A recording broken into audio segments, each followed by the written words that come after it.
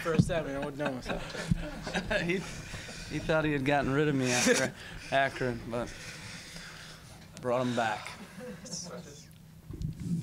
Big win, Caleb, and obviously dealing with some major challenges with the 3 games and 8 days and the travel. What does it say about the team to be able to come back and pull this one out? You know, I couldn't be more proud of these guys, how much they gave. You know, and you look at the three games and travel to Costa Rica and back, and I think it was 6 guys that played all 3 games. And to see until the 93rd minute, Adi, his big body, covering ground and giving everything he has. Diego Valeri, Diego Chara.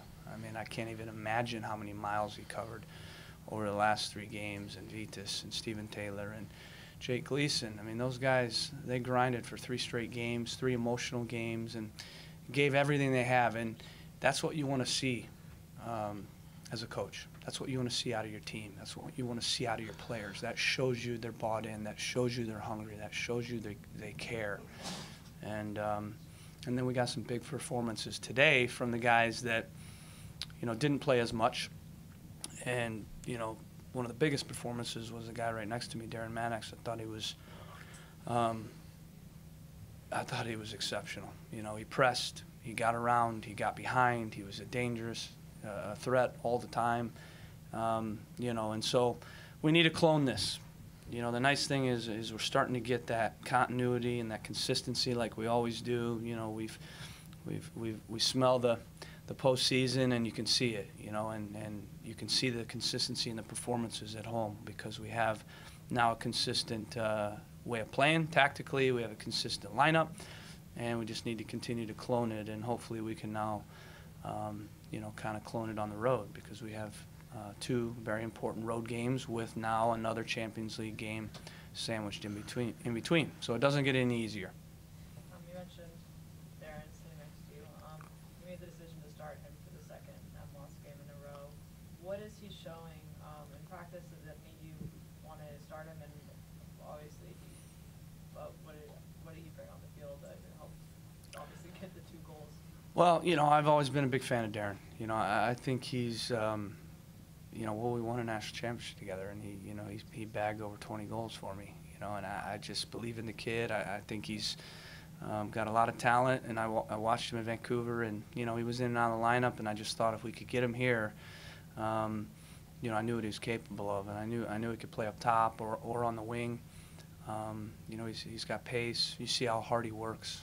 I mean, 3 or 4 times he was able to press the back line, and you look at the first goal. I mean, it all comes from his work rate, you know, and sticking with that. And that's a big part of winning games is the intangibles and the defending. And, you know, we feel like right now we have 11 guys that are all defending and 11 guys that are all attacking. And there were some games this year where we didn't have that. You know, we had some guys attacking, some guys defending. And, you know, the biggest thing with Darren is I thought he brought balance.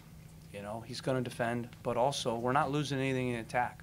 You know, we're getting that dynamic second forward that we were looking to get, you know. And when you play with Darlington, you can't play with 2 guys that come inside.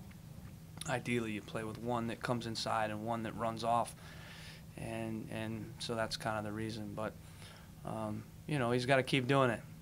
He's got to keep doing it. That's the key. Darren, how are you feeling on the field? Obviously, you were out for a while with an injury, but you've come back and made the most of these starts. Tired. No, I think it's my first 90 minutes for a while, even dating back to Vancouver. So,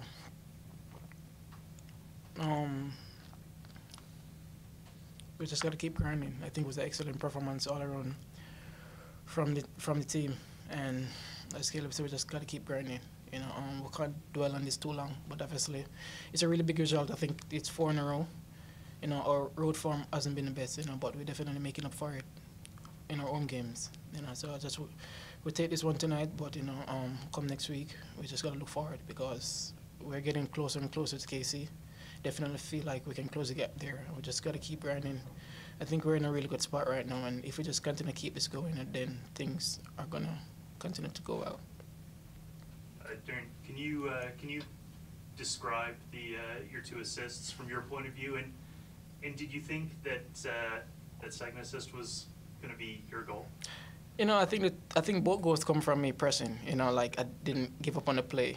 You know, and that just goes to show like your defensive work does translate into offensive chances, and that was a perfect example of 2 goals scored tonight. You know, second goal I thought it was going in. You know, but added there for the reassurance. I'll take 2 assists any day over a goal and assist. You know, it's not one player in the team; it's 11. And if I can get 2 assists and a 2-1 win tonight, I'm taking that all day long.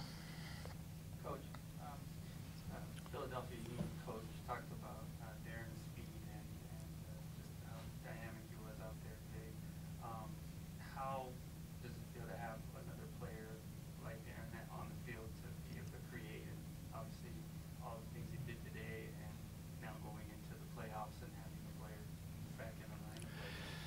You know, my philosophy has always been that I like to play dominant football. And dominant football means you decide the game, and you decide it with pressure and possession, and you decide it, you know, by attacking and being proactive.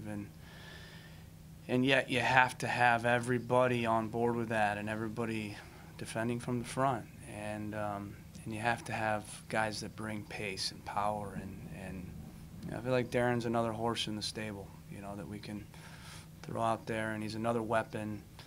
And, you know, when you look at Adi and you look at, you know, Valeri and you look at Nagby and you look at Darren, that's 4 different types of guys that seem to complement each other as well. So, you know, we tinkered a lot and trying to get the right group and this and that, and, you know, I think we finally got a group that kind of fits together like pieces of the puzzle.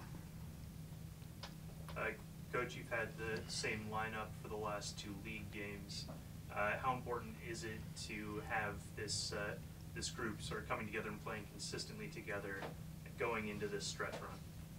Yeah, it's huge. I mean, that's what you want. That's what you strive for. We haven't been able to do that all year. When you look at most of the games this year, and I told the guys, this is the first time that I've gone into my office and didn't have to change the board from the last game. You know, I set the lineup and we talk as a staff, and then we play the game and I leave, and then I come back, and usually this year I'm swapping out 5, 6 guys on the board. You know, so that says everything about just kind of the season we've had in terms of chopping, adding, you know, guys are in, guys are out. You know, we can't develop that rhythm and continuity that you strive for in creating, you know, behavior.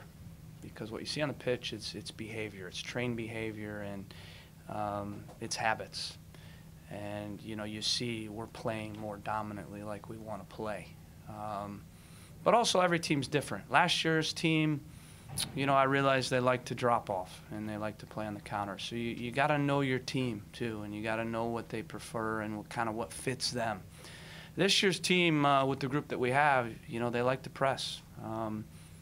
And, you know, we like to be on the front foot, certainly at home. And so the key is now, can we do that a little bit more at home? Because you saw versus Saprissa, we started the game that way.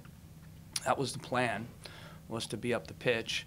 It was never to sit back, but what happened after we scored the goal? We sat back, you know. And so some of that's tactical, some of that's psychological, some of it's personnel, because you can't really be up the pitch unless you press to win the ball back and unless you keep the ball. So, you know, I could have the best plan in the world, but if we don't press, we don't get consistent work rate, and if we don't get consistent possession, or if psychologically the group after we score a goal drops, you know, then, you know, the plan's out the door. And I thought a little bit of that happened versus Saprissa, so we have to break that a little bit. But over time, the more you have the same group, and the more you show pictures, video, and you train the same group. This is the first time all year we've been able to do that the entire year. So you can see it translate into the game. Darren, how bad did you want this goal? Especially against Andre Blake, you know, we played together in the national team. That would have been icing on the cake for all the work I've put in today. But as I said, a win's a win. You know, I'm sure the guys would love an extra cushion there at the end, but it's a great shot, great save, you know. And as I said, the biggest thing for us is keep working as a team. Even the guys who didn't play, we're going to need each and every one down the line. You know, not just 11, not just 14, but every single guy on the team. It's going to take to try to do what these guys did last year. So I'm happy to be a part of this. Thanks, guys. Thank you. Thank you.